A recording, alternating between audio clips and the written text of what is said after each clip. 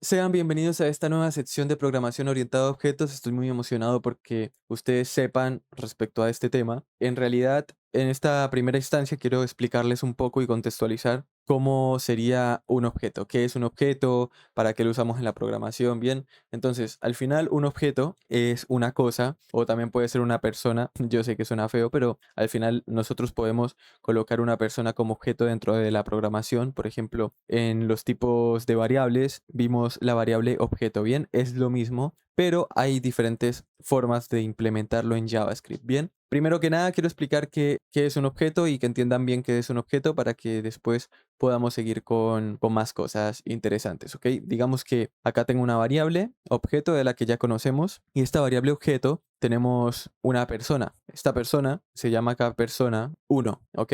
Podemos tener muchas personas. Acá tenemos, por ejemplo, una persona y esta persona uno, como ya vimos en el ejercicio, podría estar adentro de una persona, o sea, de personas. Bien, entonces acá arriba, si nosotros esto lo hacemos más pequeño, podríamos dibujar un array donde mantenemos una persona 2 3 4 5 6. Entonces, lo ideal sería que acá en personas igual a, y acá estaría el array donde tenemos declarada la persona uno. Acá tenemos una coma y acá, bueno, tenemos más personas que pueden componer este array que mantenemos acá, ¿ok? Bien, entonces tendríamos una lista de objetos y tendríamos un objeto, lo cual podemos usarlo dentro del lenguaje. Bien, entonces, para que se hagan una idea, los objetos tienen atributos. Estos atributos tienen que ver con cómo es el objeto, ¿bien? Entonces, este objeto, digamos que esta persona tiene name o nombre, para hacerlo en español más entendible, nombre Juan. También esta persona tiene de atributo, oye, quiero que tu edad sea de 30 años, quiero que tu estatura sea de 1,80, ¿ok? Entonces acá podríamos colocar números como string o podemos colocar números como number, ¿ok? Eso da lo mismo. Bien, entonces esto lo vamos a ordenar obviamente porque la idea es que tengamos un orden de todo. Tendríamos nombre y esto de edad y estatura también lo achicamos para que pueda caber dentro de nuestro ejemplo. Entonces los atributos serían estos de acá, bien, y hay otra cosa llamada métodos. Los métodos son las acciones que ese objeto puede llegar a hacer. Por ejemplo, una persona que hace, una persona puede caminar, puede saltar, puede correr. Entonces tendríamos caminar, saltar, hablar. Tenemos 1000 cosas que una persona podría realizar, ¿ok? Esto acá podríamos pasar todo el día queriendo hacer un objeto persona, ¿bien? Entonces lo que vamos a hacer es ingresarlo acá y para diferenciarlo del resto voy a colocar una línea en esta zona. Bien, entonces los métodos serían estos de acá. Y en JavaScript, ¿los métodos cómo se usan? Bien, los métodos se usan como función, ¿ok? Entonces nosotros acá adentro podemos declarar una función que lo voy a hacer afuera, función. Y esta función ya tiene este nombre asignado de caminar y al final nosotros cuando la declaramos y cuando llamamos la función de caminar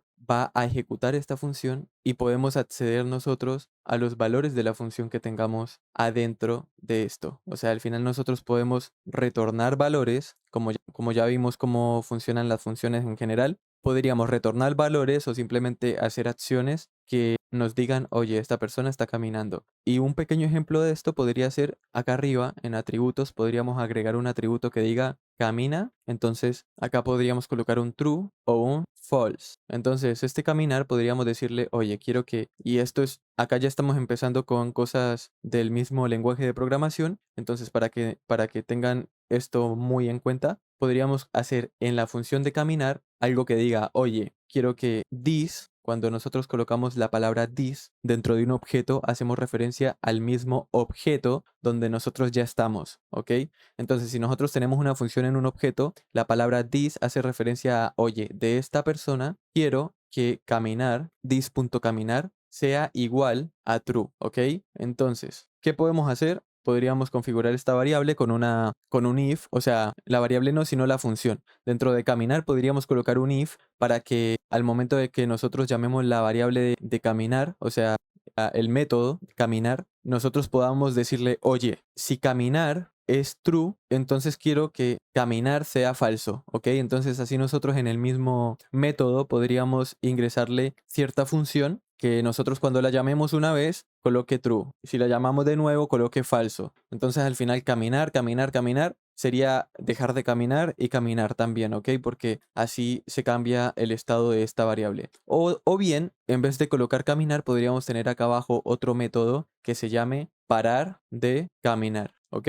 Entonces, esto es una manera de ver los métodos. Voy a explicar esta forma de usar objetos dentro de variables y después vamos a ver las clases, que eso ya sería ya algo más complejo. Y nada, simplemente esto ya lo vimos dentro de los tipos de datos, pero ahora lo estoy mostrando más a profundidad porque es necesario que ustedes entiendan esto, que se puede ocupar dentro de dentro de los mismos tipos de datos objetos, y luego ya vamos a empezar a programar objetos que podemos instanciar estos objetos de una manera más profesional con lo que sería ya la programación orientada a objetos, que es esto mismo, pero de una manera distinta, ¿ok? Así que quédense y conozcan todo este mundo de la programación de orientada a objetos, ¿ok? Espero que les esté gustando y cualquier duda que tengan, no duden en dejar su comentario allá abajo.